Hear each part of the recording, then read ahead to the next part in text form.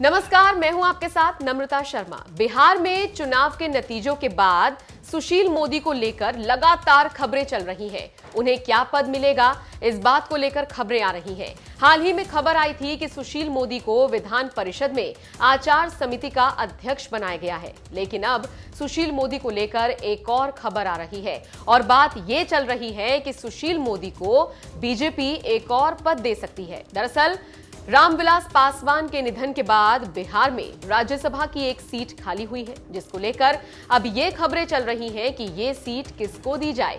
इसके लिए 3 नामों पर विचार किया जा रहा है। उन 3 नामों में सुशील मोदी सबसे ऊपर है, तो उनके बाद शाहनवाज हुसैन और उनके बाद नाम आ रहा है बिहार के नौजवान नेता ऋतुराज सिन्हा का।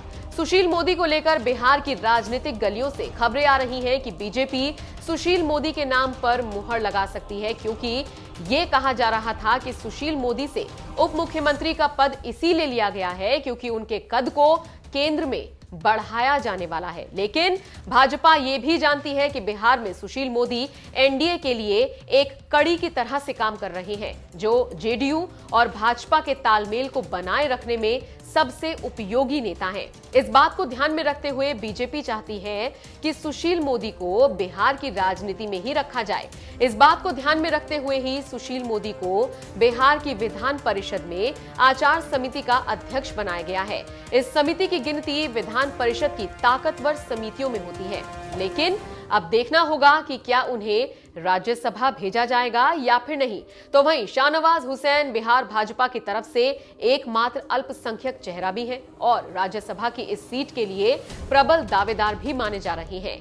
बीजेपी में अभी तक सत्ता से दूर रहे शाहनवाज हुसैन को राज्यसभा का सदस्य बनाकर बीजेपी उन्हें केंद्र में मंत्री भी बना सकती है, क्योंकि बीजेपी अगर शाहनवाज हुसैन को केंद्र में लेकर आई तो बंगाल चुनाव और यूपी चुनाव में बीजेपी को इसका फायदा मिल सकता है। इस वजह से शाहनवाज हुसैन के नाम पर भी चर्चा हो रही है। तीसरा नाम है ऋतुराज सिन्हा। ऋतुराज एक ऐसा नाम है जिनकी तारीफ खुद देश के गृह मंत्री अमित शाह ने कई बार की है। 2019 लोकसभा चुनावों के दौरान पटना साहिब से ऋतुराज सिन्हा का ही नाम तय माना जा रहा था, लेकिन तब आखिरी वक्त में रविशंकर प्रसाद के नाम पर मुहर लगने के बाद वो पीछे रह गए थे। ऋतुराज सिन्हा भाजपा के कद्दावर नेता आर.के. सिन्हा के पुत्र भी हैं। ऋतुराज बिहार में अगड़ी जाति से आते हैं, तो बीजेपी उन्हें राज्यसभा भेजकर अगड़ों को साध सकती है।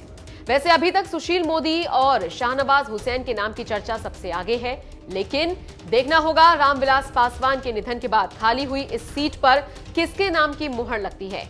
आपका हमारी इस खबर पर क्या कहना है, हमें कमेंट करके जरूर बताइएगा।